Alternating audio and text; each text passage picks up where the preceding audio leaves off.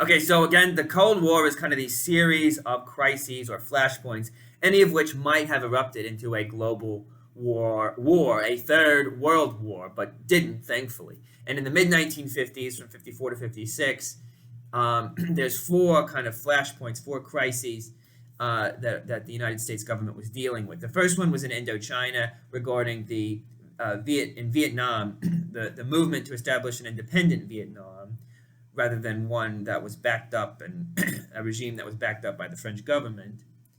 And a lot of that, of course, the leader of that is going to be the communists. One of the leaders of that is this communist Ho Chi Minh. So we'll deal with that more in detail when we actually go to the Vietnam War. We're kind of going to leave that aside, but that's being escalated. Our involvement in that is being escalated in 1954 to 6. The second one is in regard to the conflict between the Chinese government of Mao Zedong and the nationalist government of Chiang Kai-shek out on Taiwan. They're still in conflict with each other, and they're still kind of saying, potentially going to go to war with each other and like threaten, So basically, what happens is the Chinese shell these islands, Quemoy and Matsu, okay, and Chiang Kai-shek's been kind of like throwing language around, and they shell these islands, and then Chiang Kai-shek's nationalists shell China, okay, and so these islands, Quemoy and Matsu, are controlled by Chiang Kai-shek's nationalists, okay? But Eisenhower is pretty smart in this crisis, and he says, look, we haven't guaranteed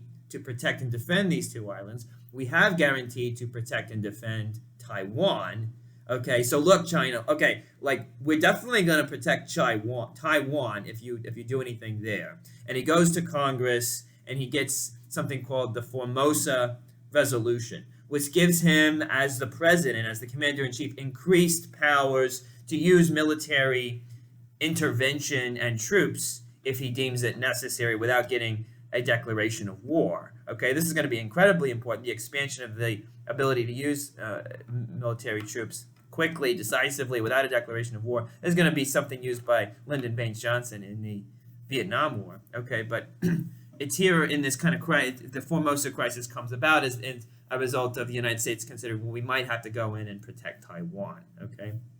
Well, China, thankfully, does not invade Taiwan. Quemoy and Matsu also don't fall to the Chinese, but a few other islands, the Tonkin Islands, do. So there's this kind of just continuing crisis happening between the nationalists and the communists who are Chinese, okay? And the result of it is this Formosa resolution, expanding the president's powers of military intervention.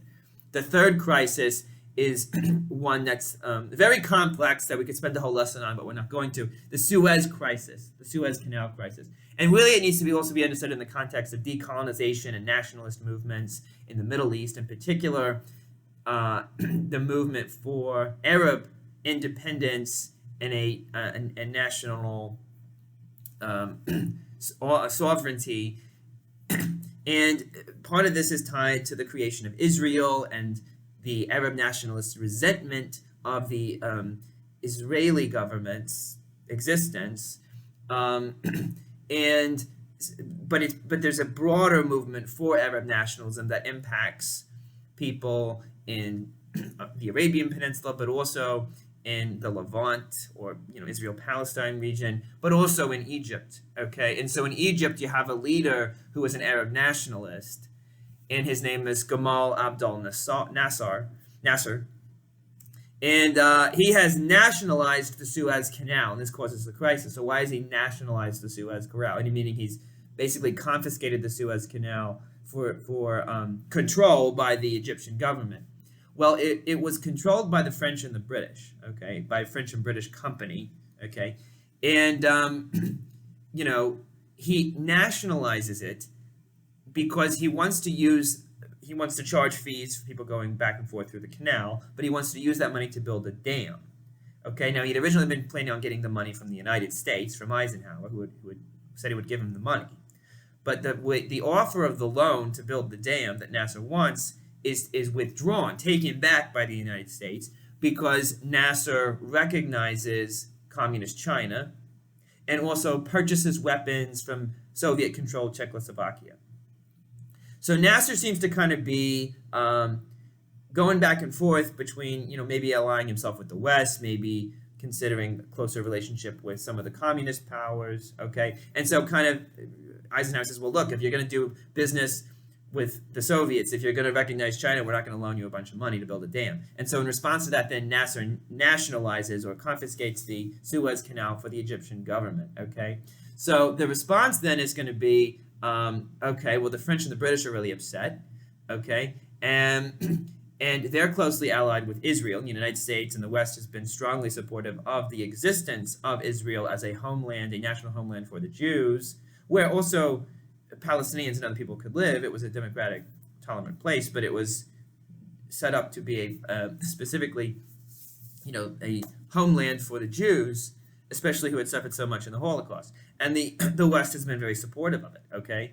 So the British, the French, and the Israeli governments kind of come together and say, look, we're gonna get the Suez Canal back. We're not gonna let Nasser get away with this, right? So Israel is sending troops, and the French and the British are bombing. And Israel's been at war. Like, Israel's been invaded. There's been Israel's been trying to defend itself for a while. But we'll get into that another time. But basically, the British and the French are also bombing Egypt now and sending in paramilitary troopers, landing in Egypt. Okay, so now the Soviet Union responds and says, well, we might have to come in and oust these people, these British, French, and Israelis. So it looks like global war is on the verge of erupting.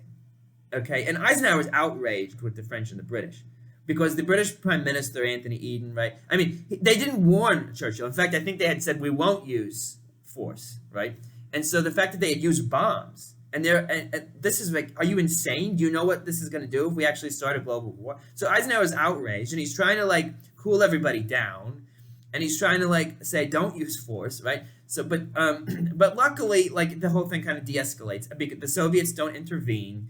Okay, they don't intervene, and then okay, so the Soviets don't intervene, and the British and the French decide, okay, we're going to go for a ceasefire with Nasser, and so the whole thing kind of is resolved. And, Eisenhower comes out of it, his reputation highly improved, because he looked like he kept a cool head in what could have become World War III, all right? And then the fourth flashpoint there would have been the rebellion in Hungary that we mentioned briefly yesterday, okay? And this comes on the heels of a speech made by the head of the Communist Party in 1956, Nikita Khrushchev. So Stalin died in 1953, okay? Between 1953 and 1956, Nikita Khrushchev establishes himself as the head of the Communist Party and the leader of the government, the new kind of the dictator of the Soviet Union, okay? And in 1956, in February of that year, at a meeting of all the top Soviet officials called the 20th Congress for the Communist Party, and they have these meetings, they have these congresses, right, from time to time. This is happening in Moscow, February 1956. 1,400 top Soviet people. Khrushchev comes out with this speech denouncing Stalin and calling Stalin a paranoid tyrant, and denouncing all of the purges and a lot of the horrible things that he did, right?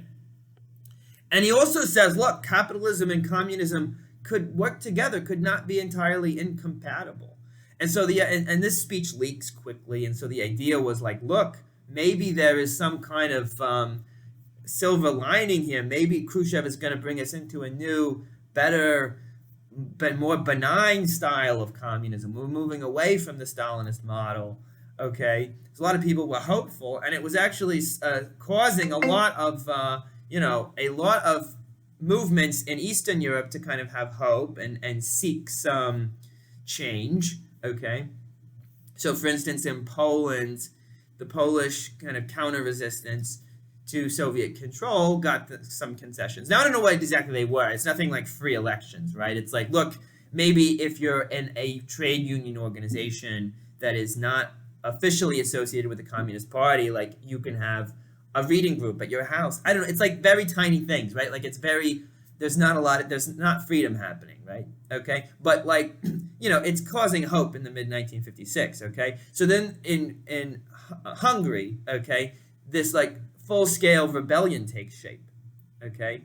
And the question is, well, is Khrushchev just going to try to resolve this and maintain his control over the Hungarian government and people through negotiation?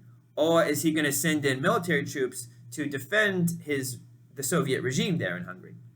And he decides to use the military. So in November, Khrushchev sent 200,000. November of 1956, Khrushchev sent 200,000 troops into Budapest to crush the uprising, and they killed 40,000 Hungarian freedom fighters, and 150,000 people had to flee as refugees. Okay, so very clearly, like, the hopes that were there with February 1956 are gone, right? Like, he's not really going to be all that different, at least in a lot of ways. Like, we're going to still have a repressive regime. We're not going to allow any kind of democratic process. We're not going to allow any kind of popular sovereignty. We're not going to allow the people to have what they want. We're going to repress them. We're not going to allow there to be questioning of the existing regime or the party. Okay, so it's the same old story. And of course, this is what causes so many people who are maybe sympathetic to Marxism in the West to really abandon that doctrinaire, dogmatic Marxism, communism, and go to these this new left kind of thing, right? But these are the four big kind of crises of the mid-1950s,